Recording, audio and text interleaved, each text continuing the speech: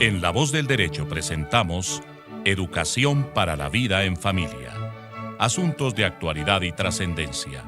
Los temas sensibles que relacionan a las personas en la conformación de la más importante empresa del ser humano, la familia. Dirección y realización del abogado y académico Carlos Fradique Méndez. Conducción del abogado y especialista en Derecho de Familia, Tito Martínez Ortiz. Bienvenidos a Educación para la Vida en Familia. Muy buenas noches a todos y todas en el mundo entero. Estamos nuevamente con ustedes en este jueves, llegando a través de La Voz del Derecho, con temas interesantes en esta oportunidad. Dos temas nos atañen en el curso de este programa: el Ministerio de Familia y el celibato.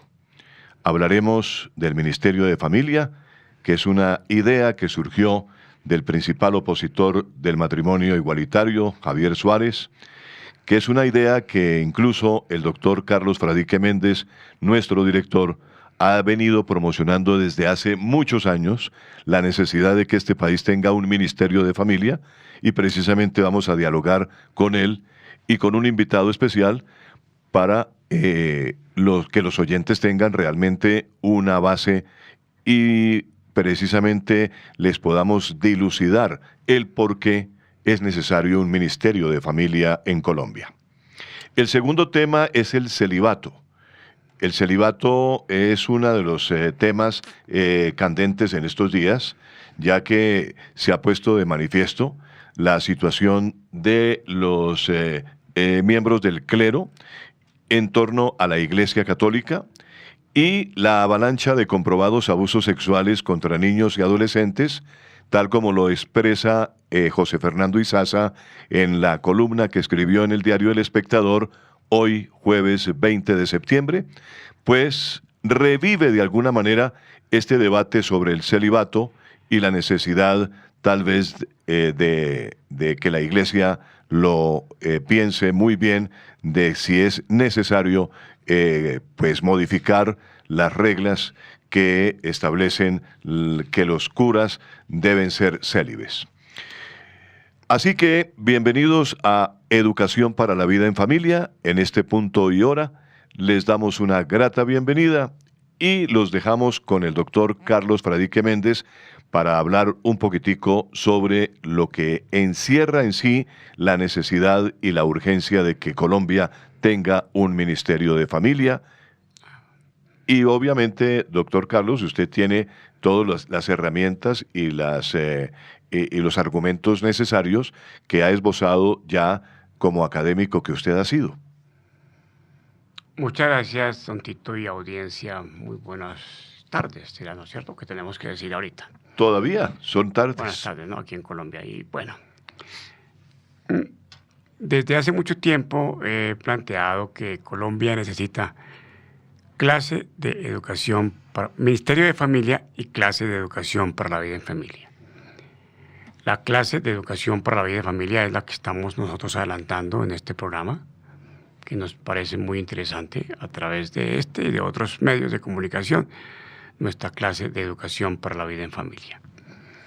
Y el Ministerio de Familia, pues la idea es que pudiéramos ajustar hoy, en este tiempo, lo que es la familia colombiana del siglo XXI con la propuesta que hicimos de la familia colombiana en el siglo XX, porque son familias bien diferentes las que estamos contemplando en este momento. ¿Por qué decíamos que el Ministerio de la Familia era importante? Porque en Colombia tenemos muchas entidades que están dedicadas a la protección de la familia, entre comillas. Está el Ministerio de la Salud, está el Ministerio de Educación, está el Ministerio de las Comunicaciones, está el Instituto Colombiano de Bienestar Familiar, están los defensores de familia, están los defensores de familia, están los comisarios de familia. Los comisarios de familia también. Están los jueces de familia. Sí. Están los fiscales de familia, los fiscales para diferentes cambios de familia. Y están los jueces en general, tribunales, inclusive la corte. Están los jueces de tutela para resolver los temas de tutela. Claro. Están unas organizaciones paralelas a las comisarías, que son los departamentos de bienestar social de algunas entidades municipales. Está entidades particulares como Profamilia, por ejemplo, y otros que dan información sobre lo que es el régimen de familia. Y están, por supuesto, los maestros, que tienen la obligación de resolver en sus cátedras todo lo que está proyectado en las leyes de educación, especialmente de la ley 115 hasta ahora. Entonces, había necesidad de que hubiese un eje central, tal vez pudiéramos decir, sobre cómo protegemos la familia para que podamos tener el ideal de familia, el tipo de familia, lo que llamé en alguna columna la familia que la Constitución quiere. Sí. Cuando se convocó la Constituyente en el año de 1991, yo presenté un documento, pues, sin mayor trascendencia, pero algunos lo leyeron, en donde se proponía que en la Constitución hubiese un capítulo especial para la familia. Claro. No fue aceptado, pero la Constitución no fue ajena a la familia. En el artículo 5 de la Constitución se hace referencia a la protección especial de la familia como es un elemento fundamental de la sociedad. Y en el artículo 42 de la Constitución, 43, 44 fundamentalmente, se hace referencia a la familia como célula fundamental de la sociedad, como núcleo fundamental de la sociedad. Y se dan unos parámetros en donde se dice: queremos una familia de la siguiente característica.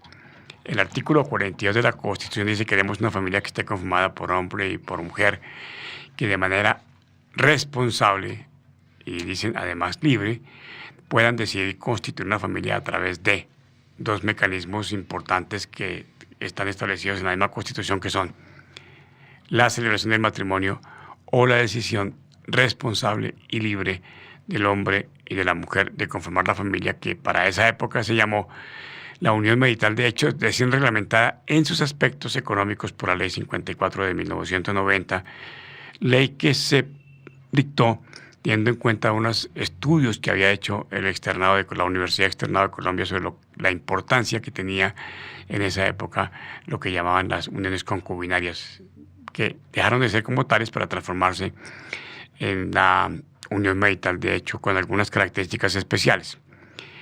Hubo un error gravísimo en la Ley 54, que existe todavía, en la Ley 54 de 1990, que es el de permitir que tengan efectos jurídicos las uniones maritales de hecho cuando hay preexistencia de vínculo matrimonial.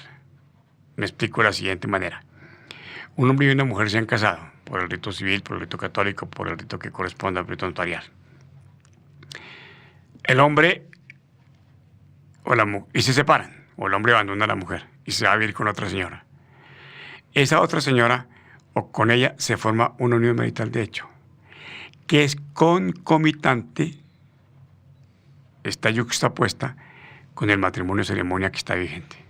Ese es un error gravísimo, porque con esas condiciones, la bigamia, que dejó de ser delito, se estableció como si fuera un paradigma de vida en Colombia.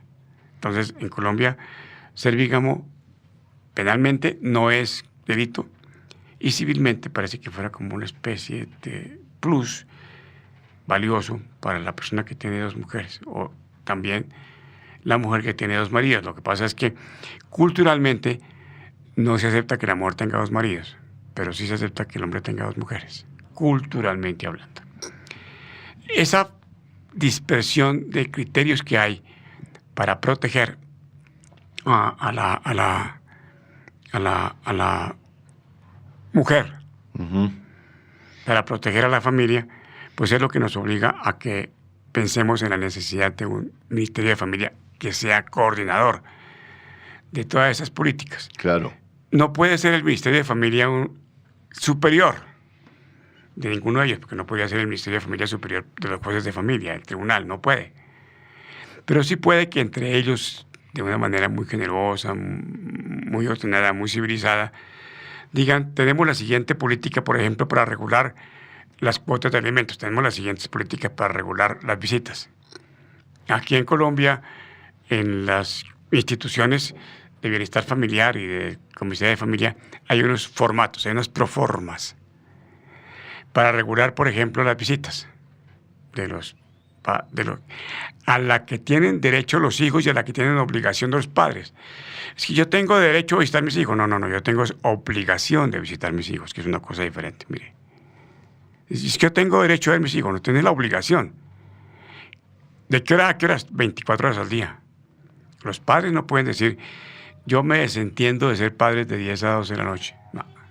O me acuesto a las 8 de la noche, me levanto a las 5 de la mañana y durante ese tiempo yo me desentiendo de ser papá. No, señor. Si a su hijo le presentó una emergencia a la 1 de la mañana, tiene que levantarse y correr a donde está él para poderle dar la mayor atención. Y, por ejemplo, hacen conciliaciones de custodia y dice, usted se va a vivir con su papá los sábados cada 15 días. Y punto. Y las visitas entre semana y las llamadas telefónicas y la comunicación y la atención pedagógica y los demás satisfacción de necesidades domésticas, ¿dónde quedan? No quedan, en nada. Claro. Entonces, como no hay una cultura para efectos de resolver civilizadamente y orientadamente esos problemas, es por lo que tenemos la familia desbarajustada que tenemos hoy en día. Claro. El presidente Duque, con su ministra Marta Lucía, con su vicepresidenta Marta Lucía Ramírez, dijo, vamos a crear el Ministerio de la Familia. Sí. Esa parece que hubiera sido una propuesta aceptada de una propuesta que presentó el precandidato Germán Vargas Lleras, que tiene un folletico especial de cómo es el diseño del Ministerio de la Familia y que estaba dentro de sus propuestas como aspirante presidencial. Una vez que hizo el acuerdo de programas con el presidente Duque, entonces el presidente Duque posiblemente tomó de él esa propuesta. Y se ha presentado en este momento el proyecto de creación del Ministerio de la Familia, pero sucede que parece que institucionalmente la creación de ministerios es de competencia del presidente, porque es reformar la planta de la estructura gubernamental. De acuerdo. Y él dice, yo quiero tales ministros.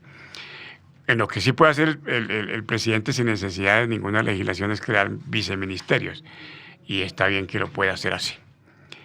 Este proyecto de acto legislativo o proyecto de creación del Ministerio de la Familia también fue presentado por otro congresista que usted lo dijo al principio, por favor. Es un Wilchis, es un señor, es un Javier Suárez. Javier Suárez. Sí, Javier Suárez. Pero también hay otro parlamentario. Y en este momento hay otro parlamentario que ha hablado sobre la necesidad del Ministerio de Familia y se ha referido al tema en el seno del Congreso de lo importante que es llevar precisamente este tema del Ministerio de Familia a feliz término, sobre la posibilidad de que el presidente Duque presente el proyecto al Congreso. El señor Wills, de apellido Wills. Sí. Carlos Wills, Juan Carlos Wills se llama el autor, representante conservador. Es un proyecto de ley presentado ya que pretende crear el Ministerio de la Familia y que encendió ya el fuerte debate en el Congreso. Esa propuesta tiene un debate interesante porque sucede que dentro de los propósitos de ese Ministerio de la Familia de Wills está el de que tenga una orientación de conformidad con la moral. Claro. Y no hace la moral cristiana, sino que tiene que ser una familia que respete la moral. Claro. Y entonces, en este momento, el concepto de moral social permanece, porque la Corte dijo que sí, teníamos una moral pública, una moral social. Claro. Pero se puede confundir para que se hable de una moral particular, especialmente de una moral aquí en contra de la religión católica. Claro. Aquí se pelea, si pudiéramos decir así, se ataca la moral de la Iglesia católica. Ajá. Pero las iglesias protestantes no. Sí. De las iglesias musulmanas no. Aquí Claro. yo nunca he oído ningún ataque contra las normas de los musulmanes. No. Y aquí en Colombia tenemos muchos egipcios, por ejemplo, muchos árabes, Claro. que van a sus mezquitas. a sus mezquitas y hacen la renovación de sus votos conforme a su criterio religioso. Y aquí yo no he visto nunca una propuesta en contra de esas manifestaciones religiosas. Claro. Mire, doctor Carlos, que críticos y defensores, por ejemplo, del Ministerio de Familia, concuerdan de todas maneras con que el Estado colombiano ha desatendido a la familia y que se necesita aplicar estrategias para defender a sus miembros, en especial a los más vulnerables, que son los niños, las mujeres, las personas de la tercera edad. Pero la idea de una cartera encargada del tema tiene al menos dos reparos: el tema económico, que ya usted lo planteó, y del respeto a los derechos adquiridos por las minorías.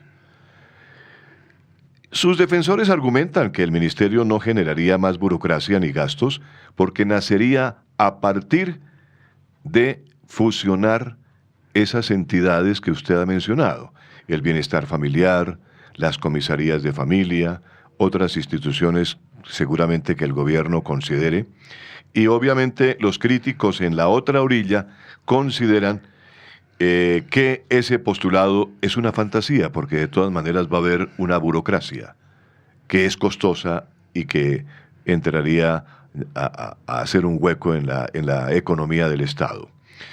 Forzosamente una nueva cartera necesita crear puestos, cargos para coordinar entidades adscritas o fusionadas. Señalan además que el proyecto del representante Wills busca formar un superministerio que ojalá logre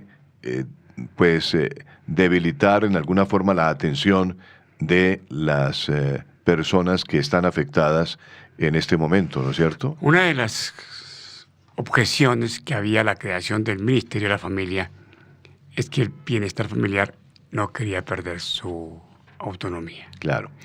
Y era transformar de alguna manera el bienestar familiar, que no es bienestar familiar, porque se dedica a los niños y en alguna pequeña parte a los ancianos. Para los de entre niños y ancianos no hay ninguna protección por parte del bienestar familiar. Por eso los defensores de familia son de menores. Claro. No son de la familia. No son de la familia. Mire, quiero saludar a toda la audiencia que nos está viendo en este momento en Facebook. Ay, un saludo muy cordial para todos ellos. Se me había pasado. Estamos apareciendo en cámara, en vivo y en directo, y en la red social Facebook. Nos están viendo, nos están escuchando. El saludo cordial para todos los que nos siguen en La Voz del Derecho, emisora La Voz del Derecho, y también en la página de Tito Martínez Ortiz. Estamos al aire en la educación para la vida en familia. ¿Y cómo hacemos para que ellos nos planteen sus inquietudes, por favor? Claro que sí, claro que sí. Podemos perfectamente recibir los comentarios a través, nos pueden escribir perfectamente, enviar sus comentarios a emisora La Voz del Derecho y entrando en la página ellos pueden opinar perfectamente, enviar sus comentarios a través de Facebook. De tal manera que un saludo muy afectuoso para ellos, muchas gracias por la sintonía. Pero mire, doctor Carlos, también tengo en el teléfono a un invitado, es el doctor Adolfo Castañeda. Él es analista político, él está al tanto de lo que es el Ministerio de Familia como proyecto, y yo quisiera escuchar la opinión del doctor Adolfo Castañeda en relación con la conveniencia del Ministerio de Familia. Doctor Adolfo, buenas noches. Doctor Fraique, doctor Martínez, muy buenas noches, ¿cómo están ustedes? Muchas gracias, doctor. Bien, muchas gracias. Muy bien. Bien, yo me adhiero de forma muy cercana a la introducción que hace el doctor Fradique, porque hay dos temas fundamentales en la revisión del tema, de esta mirada, de la creación de un ministerio de la familia. La primera radica en la estructura de un ministerio y su impacto en la sociedad. Y más que la creación de un ministerio, de las acciones que la sociedad puede hacer por su propio desarrollo. Y esto nos lleva a una reflexión fundamental, y es cuál es el núcleo estructural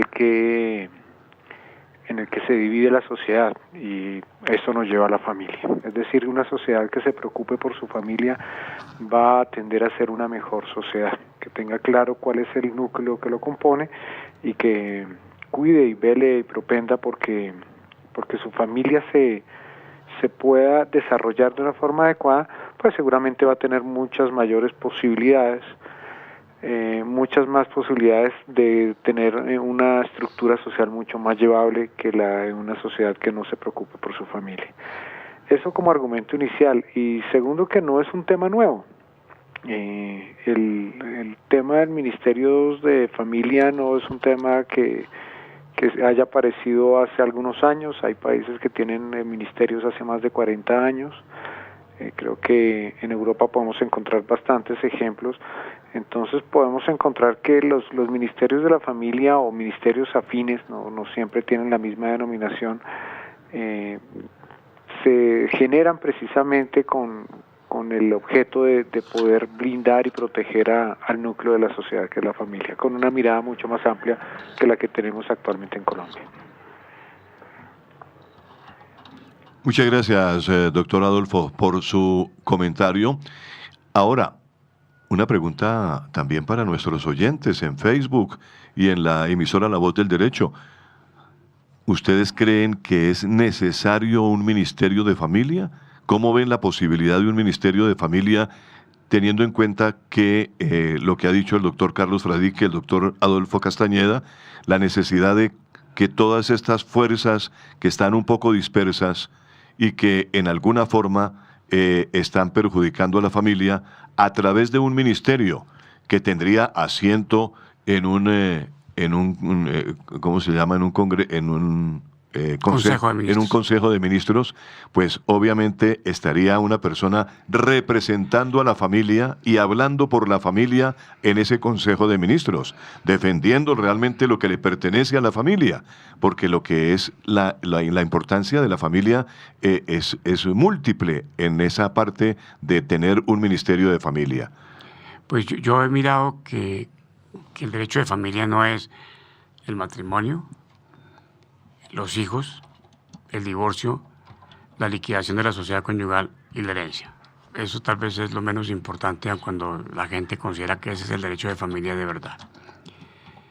Yo he hablado de un derecho de familia integral, que significa derecho de familia civil, derecho de familia adolescente, derecho de familia penal, derecho de familia laboral, derecho de familia de lo contencioso administrativo, derecho de familia de lo católico o de lo canónico, derecho de familia internacional público, derecho de familia internacional privado, y muchos temas que se consideran que no son típicos de familia son de familia.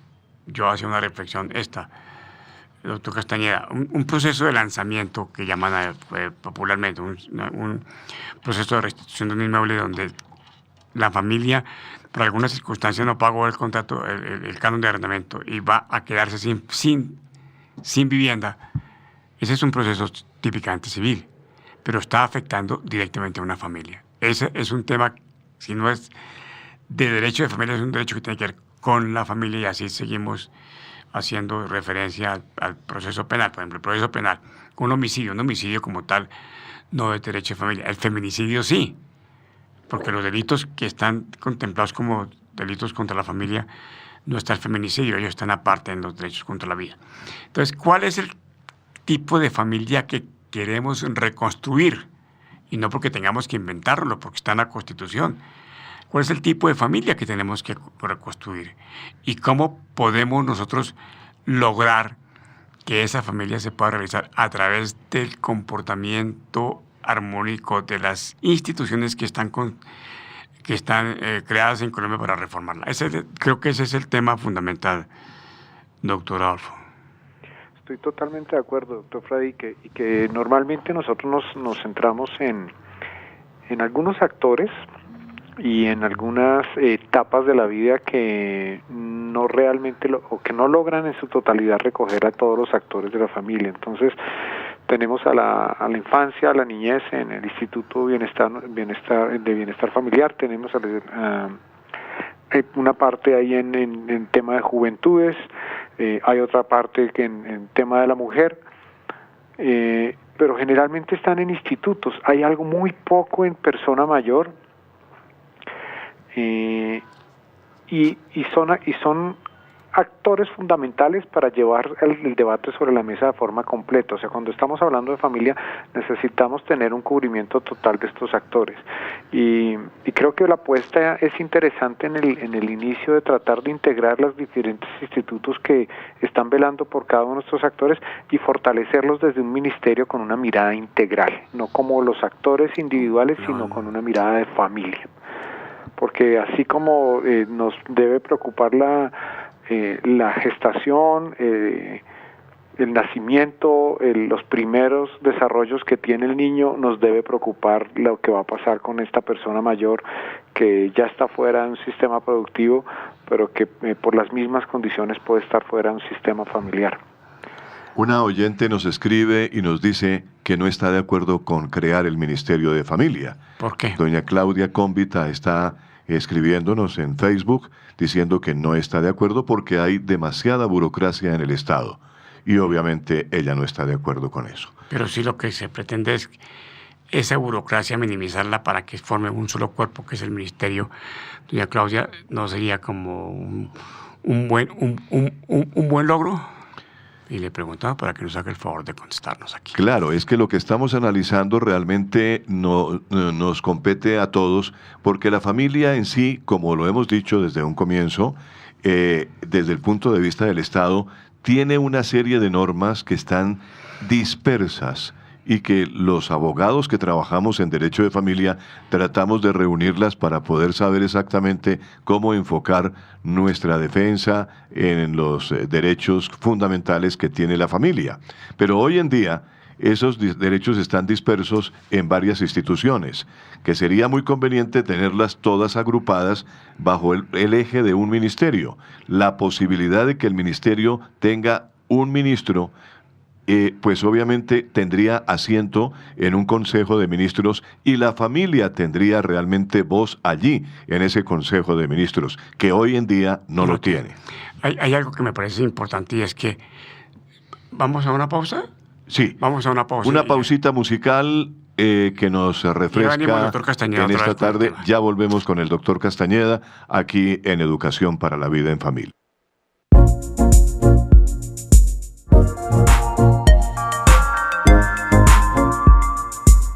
Familia, a esta hora de la noche, hoy jueves 20 de septiembre, les invitamos a continuar en la sintonía. Agradecemos a todos los oyentes que nos ven y nos escuchan en Facebook y quienes han participado de esta charla, también que llevamos a cabo con el doctor Adolfo Castañeda, analista político.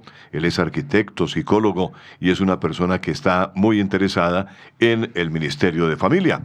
Pues estamos tratando de plantear esta necesidad del Ministerio de Familia desde hace mucho rato.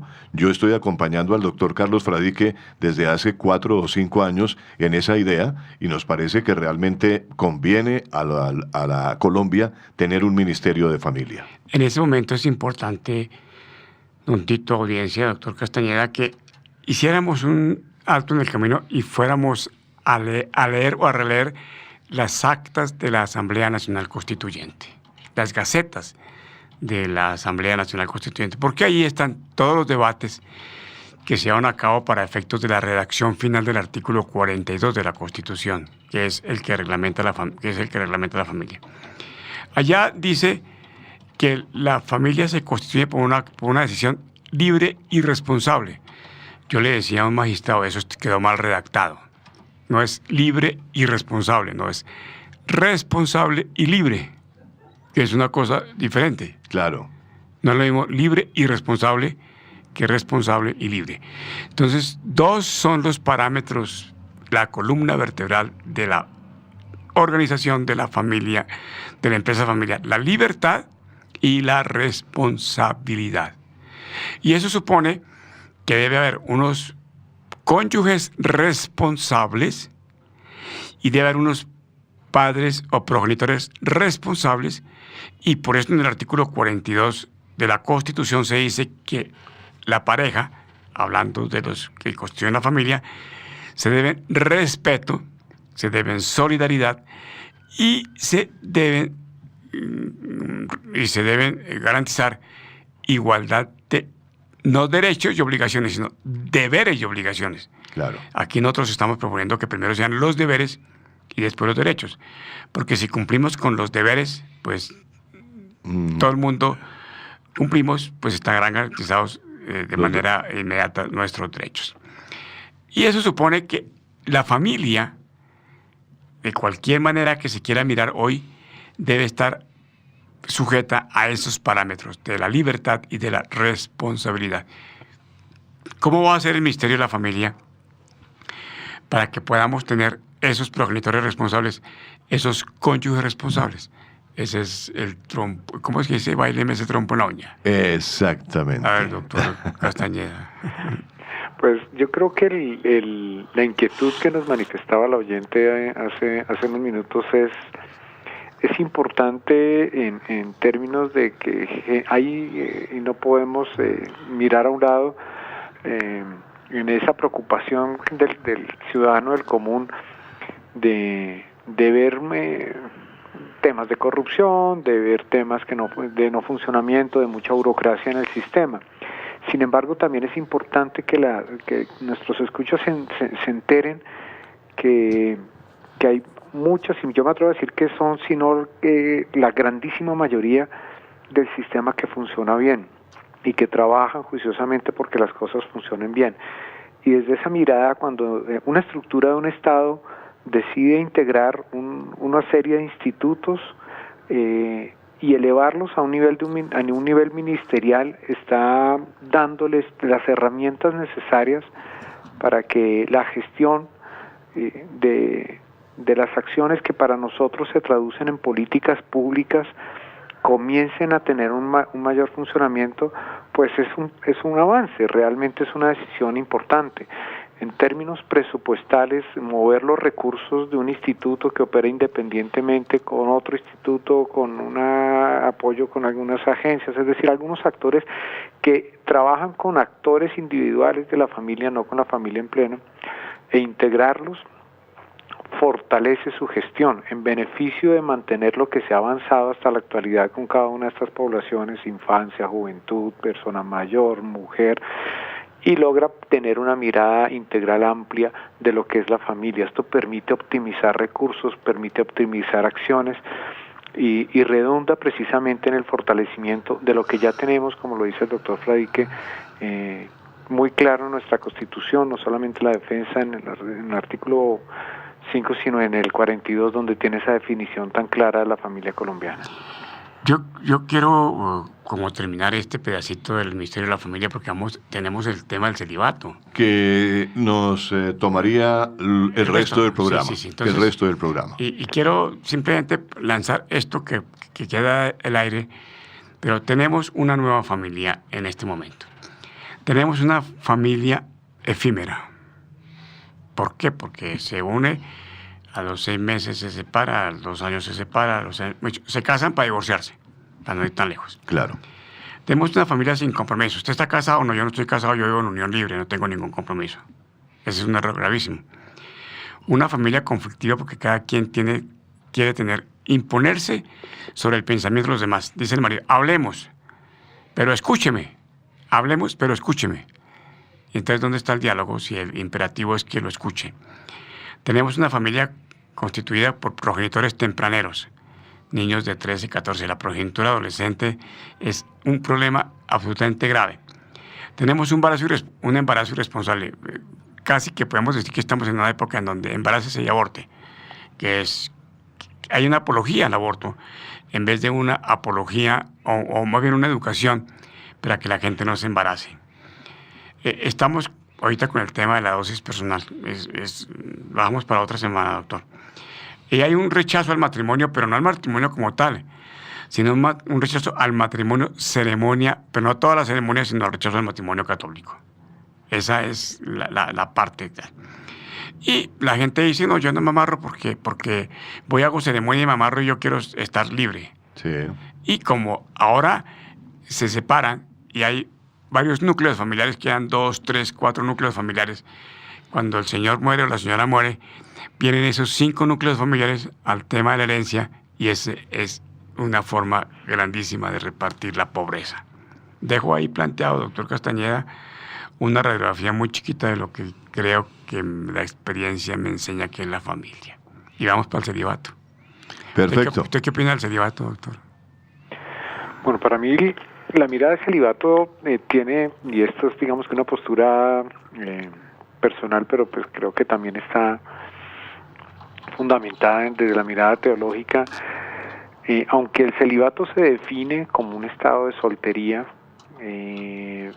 yo creo que, y retomando un poco el cierre que estaba haciendo el doctor Fradique con esa mirada de otras formas de familia, hace referencia precisamente a esa decisión que nosotros como seres humanos tomamos responsablemente en opciones de respeto hacia nuestras propias vidas y hasta nuestras parejas. En el caso del celibato es una opción de entregar su vida a Dios en este caso, y son opciones únicas. A mí me parece interesante a veces cuando el debate se abre frente a esa opción de tan cercana al pensamiento de la relación sexual y no se está comprendiendo que la relación tiene una serie de factores adicionales que trascienden de lo sexual en la construcción de pareja, en la construcción de familia, en la construcción de proyectos, y que por el camino del celibato también cumplen ese mismo camino. Es una entrega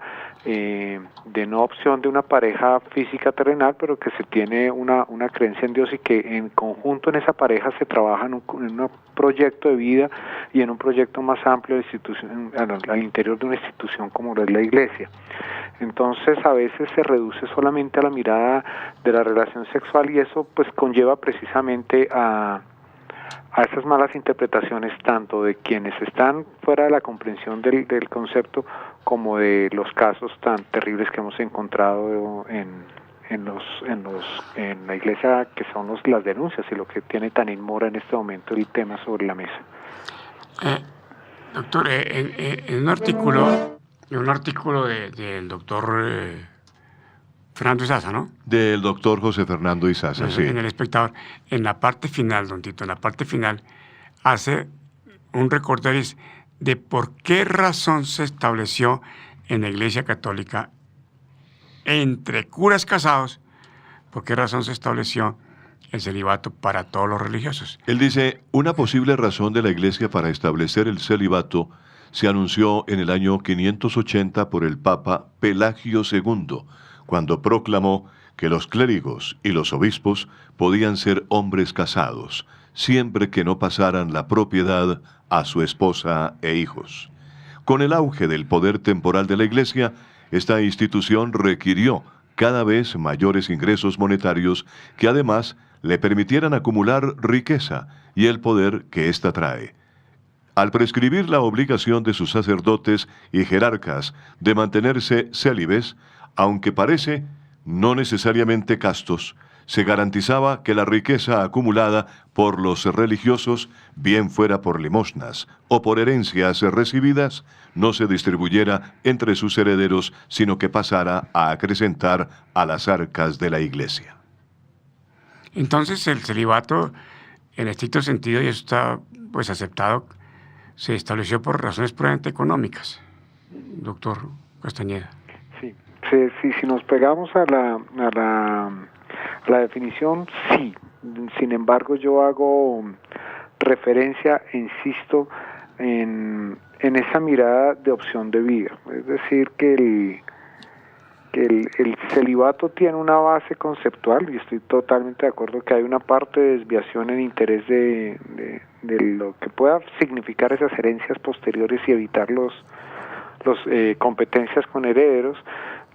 También tiene que tener una mirada de opción de vida en términos de qué tan seriamente yo decido dedicar mi vida de forma entera con una pareja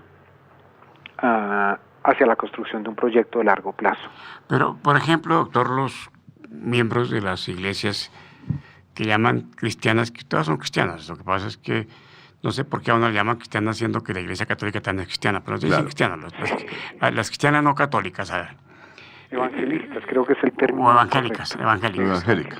Bueno. La Iglesia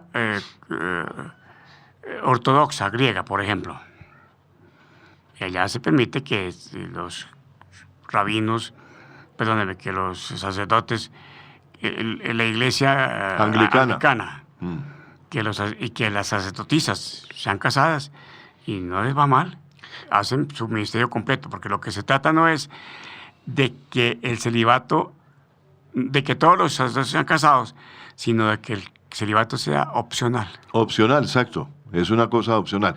Precisamente el doctor José Fernando Izaza, en su columna de hoy en El Espectador, hace referencia a San Pablo en su epístola a Timoteo, que dice, abro comillas, es necesario que los obispos sean irreprochables, casados una sola vez, que sean capaces de gobernar su propia casa y mantener a sus hijos obedientes y bien cuidados. Cierro comillas. El Concilio de Nicea, en el año 325, prescribió que una vez ordenados, los clérigos ya no pueden casarse. Casi ninguna de las normativas eclesiásticas anteriores al Concilio de Letrán prohibía la toma de hábitos a hombres casados, pero si eran solteros, no podían casarse luego de ser ordenados. En el año 2007, a la audiencia, que es importante que la miremos, yo presenté una demanda contra el Código Canónico ante la Corte Constitucional para que declarara que el celibato es inconstitucional porque viola el derecho al libre desarrollo de la personalidad, el derecho universal a constituir una familia y el derecho al trabajo fundamentalmente. La Corte, en auto de 143 de 2007, en un recurso de súplica que presenté, dijo que sí, que evidentemente el Código de Derecho Canónico no era una ley de la República y que por eso no era competente para conocerlo. No sé en este momento cómo dijera la Corte nueva. Pero dice que la Constitución es una norma de cumplimiento obligatorio para los habitantes y que si hay posibilidad de que en ciertos casos el Código Canónico trascienda el ámbito puramente interno de la Iglesia Católica y pueda significar afectación de derechos fundamentales, la persona que vea que tiene violados sus derechos fundamentales puede en manera concreta acudir a las autoridades colombianas para pedir la protección de sus derechos. Eso lo dijo la Corte en el año 2007 y pues estamos esperando que un día, no sé si el padre Linero será el que va a estrenar esto, diga, yo tengo el derecho a seguir siendo sacerdote y no me pueden decir que debo abandonar esto. El problema es un tema de fe, es un tema de creencia. Pero le cuento a la audiencia esa situación para decirles que me parece que el celibato, por el bien de la Iglesia ahora en este tiempo, debe quedar como opcional. Doctor Castañeda.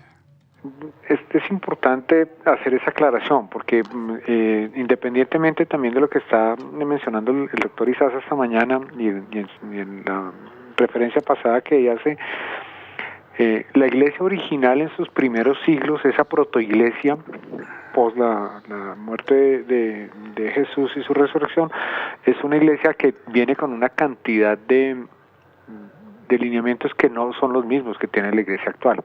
Y ese análisis resulta importante en términos prácticos de entender un poco las intenciones. Sin embargo, creo yo que lo de mayor relevancia en este escenario es entender que el concepto de celibato, en este caso, que estoy totalmente de acuerdo con ese argumento que usted acaba de dar, doctor Fadique, va en contra del derecho fundamental de la propia libertad del ser humano.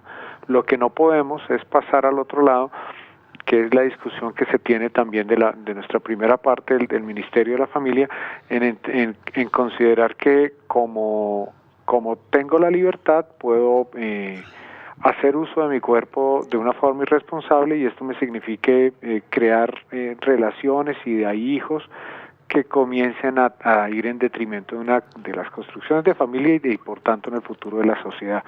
Entonces, es ese punto medio donde la opción que se toma como ser humano y de tomar una pareja en una opción real de vida, o tomar una opción de soltería también en una opción real de vida, sean opciones responsables y concretas, como es la estructura de una familia, una decisión libre y responsable que decide constituir una familia y debe tener una mirada de largo plazo, de toda la vida, y no temporalmente mientras sea interesante. Escuché esta mañana, creo que es en un programa diferido, al profesor Rodolfo Ginás, el sabio colombiano, el científico colombiano que se ha dedicado a estudiar el cerebro. Sí, efectivamente. Y él dice que el órgano más importante del ser humano es el cerebro, que el único órgano sexuado es el cerebro, y que el único órgano con afecto es el cerebro, y que la inteligencia, me pareció entenderle a él, en el manejo del amor, está en que uno, en la edad que tome la decisión, tengas el acierto de elegir la pareja con la cual va a compartir el resto de su vida, porque no hay nada más importante que con la misma pareja con la que uno se casó siendo joven, ahora, en la edad de la vejez, uno pueda sentirse acompañado. No sé, doctor Castañeda. Bueno, ahí hay una mirada importante, también hay una relación cercana con el doctor Ginás, y de una u otra forma uno está muy cercano a sus conceptos, y en muchas cosas comparto las lecturas que él hace, en relación con la interpretación que él hace, no solamente en estos momentos en lo que usted está citando, sino en Mi cerebro y yo, y en las publicaciones anteriores a él. Considero y comparto la idea de que la decisión del amor es una decisión, es eso, una decisión precisamente, es una decisión que tomamos desde la capacidad racional que tenemos como seres humanos, y que por lo tanto debe ser una decisión tomada en conciencia, debe ser una decisión estudiada, debe ser una decisión que se puede volver una opción de vida. Y en esto hay una mirada amplia, porque no estamos hablando solamente de la relación de pareja, sino de la relación entre seres humanos, que de base es la que nos permite generar, cuando hablamos de empatía, cuando hablamos de misericordia, cuando hablamos de compasión, son emociones que surgen precisamente de esa relación previa que se tiene cerebralmente en la comprensión de lo que puede ser amor hacia el otro. Entonces, desde esa mirada que propone el doctor Ginás, pues nos está abriendo una puerta importante en hacer la comprensión de que el amor no es algo espontáneo y es algo que surge incontrolable, sino que es algo que yo puedo de una u otra forma racionalizar, así como el hacer la elección de una pareja adecuada con la cual voy a estar el resto de la vida, necesita también un ejercicio juicioso previo de tener una mirada no de la parte inmediata, sino de con quién voy a pasar el resto de mis días, quién posiblemente va a ser la mamá o el papá de mis hijos, con quién voy a envejecer. Esas son miradas que hay que tener en cuenta, que trascienden mucho más de lo puramente emocional y físico, que no es la forma en la que decidimos desde la parte cerebral que nos quiere explicar el doctor. Pues excelente, doctor Castañeda, don Tito, muy bien. Que la audiencia nos diga cómo le pareció el programa, que nos dé su opinión. Claro que sí. Creo que lo puede hacer escribiéndonos también aquí al Facebook o a Twitter, ¿no? O a emisora La Voz del Derecho.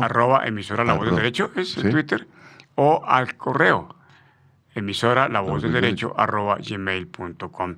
Y esas opiniones de ustedes, pues por favor, nos servirán muchísimo para mejorar, corregir lo que de pronto dijimos y no queríamos decir, o dijimos equivocadamente y tenemos que aclarar. Y con mucho gusto lo hacemos porque somos humanos y nos podemos equivocar. Terminamos aquí esta emisión de la Educación para la Vida en Familia. Gracias a nuestra audiencia por seguirnos, por escucharnos, por vernos en Facebook.